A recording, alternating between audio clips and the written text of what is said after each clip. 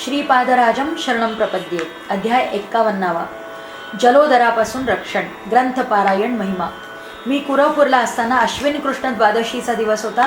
त्या दिवशी हस्त नक्षत्र होते. कृष्णा नदीत स्नान करून श्रीपाद प्रभू थोडा वेळ ध्यानस्थ बसले.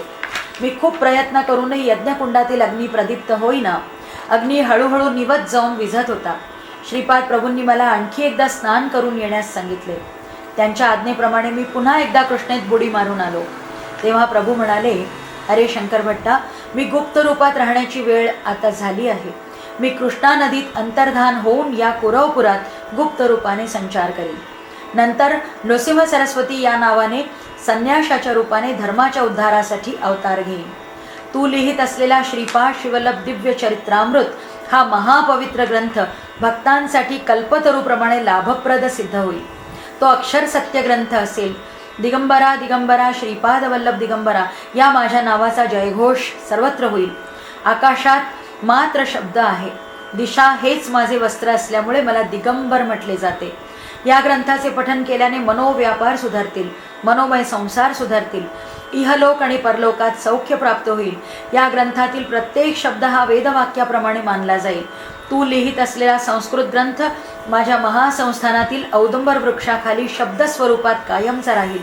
तिथून निघणारे दिव्य शब्द मानवी भौतिक कर्णेंद्रियांना ऐकू येणार नाही. हृदयापासून ज्यांना माझ्या दर्शनाची तळमळ लागली असेल त्यांना माझे दर्शन अवश्य होईल. मी माझ्या भक्तांच्या रक्षणासाठी सदैव सज्ज असतो. तुझ्या संस्कृत ग्रंथाचा तेलुगू भाषेत अनुवाद केला जाईल. तो बापनाचार्युलूंच्या 33व्या पिढीतील वंशजाकडून उदयास येईल. या ग्रंथाचे अनेक भाषांमध्ये अनुवाद होतील.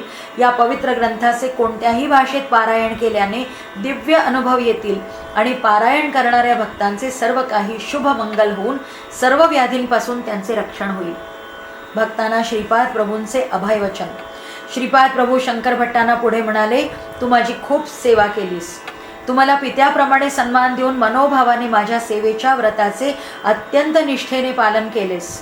मी माझ्या लाकडी पादुका तुला भेट म्हणून देत आहे. मी इथे नाही असे वाटून दुःखी होऊ नकोस. तू 3 वर्षे इथेच राहा. या 3 वर्षात मी तुला तेजोवलयाच्या रूपात दर्शन देत राहीन. तसेच अनेक योग रहस्यांबद्दल ज्ञान देईन.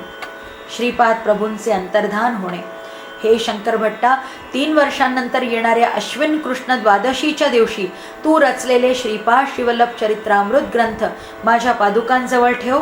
त्या दिवशी दर्शनासाठी येणारे सर्व भक्त धन्य होतील. सर्वांना माझे मंगलमय आशीर्वाद आहेत. श्रीपाद शिवल्लभ प्रभू या शब्दांसह निरोप घेऊन कृष्णा नदीत अंतर्धान झाले.